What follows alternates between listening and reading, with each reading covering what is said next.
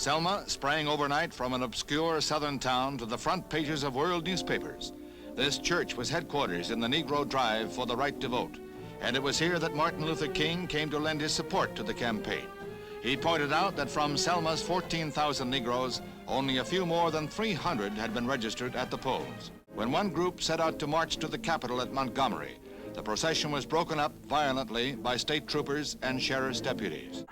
They were beaten back with canes and clubs and whips and tear gas and nausea gas. The screams of the marchers and the thud of the clubs and hoofbeats were carried by television to an unbelieving America. And 50 years later, Ava DuVernay's recreation of that moment has a shocking power as well. May I have a word? There's no word to be had. The people! The people! The people! The people! There are 70 million people watching. These pictures are going around the world. Hundreds of black citizens running, being beaten, being bludgeoned because they were in a quest for their own freedom and dignity.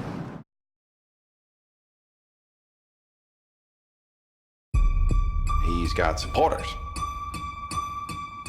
Detroit, New York, Los Angeles, inciting large-scale arrests and sympathy marches. I'm very aware of that, Mr. Hoover. What I do know is he's nonviolent. What I need to know right now, what's Martin Luther King about to do next? Mr. President, Dr. King is here. We must make a massive demonstration. White, black, and otherwise. Come to Selma. I heard about the attack of innocent people. I couldn't just stand by. Looks like an army out there. This revolution goes on and on. This revolution goes on and on. Mine eyes have seen the glory, glory, glory, hallelujah. That was from the new film Selma. The movie tells the story of 50 years ago this spring when the entire civil rights movement seemed to culminate on a small bridge in Alabama. It was an iconic moment in the life of Martin Luther King Jr. and a turning point for the nation. But now the film has come under fire for its depiction of the events in a new piece in Politico magazine. The movie Selma took in more than $11 million this weekend, second only to Taken 3.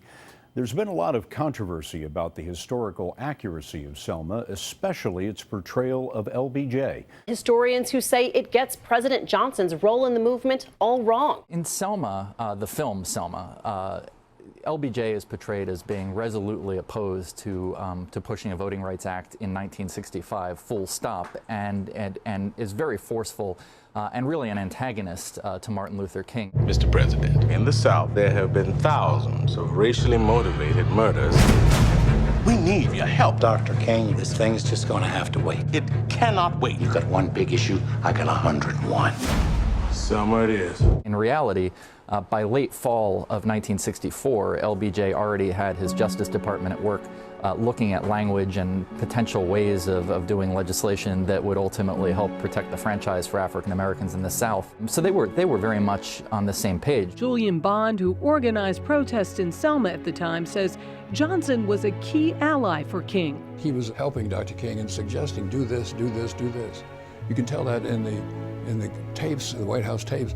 Hello? Yes, Dr. King. Yes, Mr. President. How are you today? Historians say both Johnson and King had to appear independent of each other in order to reach their common goal, the right to vote for all Americans. We have some great challenges and opportunities ahead, and we're all with you.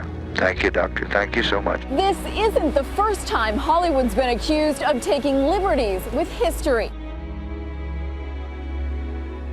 I think that that's par for the course with any kind of historical film, and I think you can expect most films to take certain liberties, and they have to gloss over some of the detail in order to actually create narrative flows. That in and of itself is not problematic. I think in this film you actually do get a really wonderful portrayal of King as somebody who was uniquely able to actually balance the different stakeholders both within and without of the movement. I think that what people should do is see the film and read the criticism and engage in a really good conversation about the events at Selma and the civil rights movement and voting rights, which are such an important important topic right now, and voting rights are under attack in many quarters in the United States. So if this film is provoking that kind of conversation, I think it's done a very useful thing. That epic 1965 Voting Rights Act is the very act that's under attack today.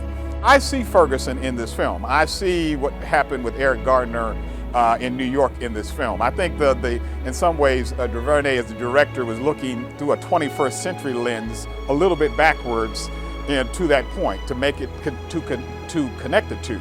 Maybe the measure of a good piece of art is that it gets people talking. If there's one thing to take away from Selma, it's that there is power in that vote. And there's power in people getting engaged when they do. Not all problems are solved overnight. That's why a march is such a good metaphor, because that march is one that always has a new leg to it, a new twist to it, a new bridge to cross. You know, each generation, each successive generation has to walk that mile. In Selma, there is a lesson to be learned.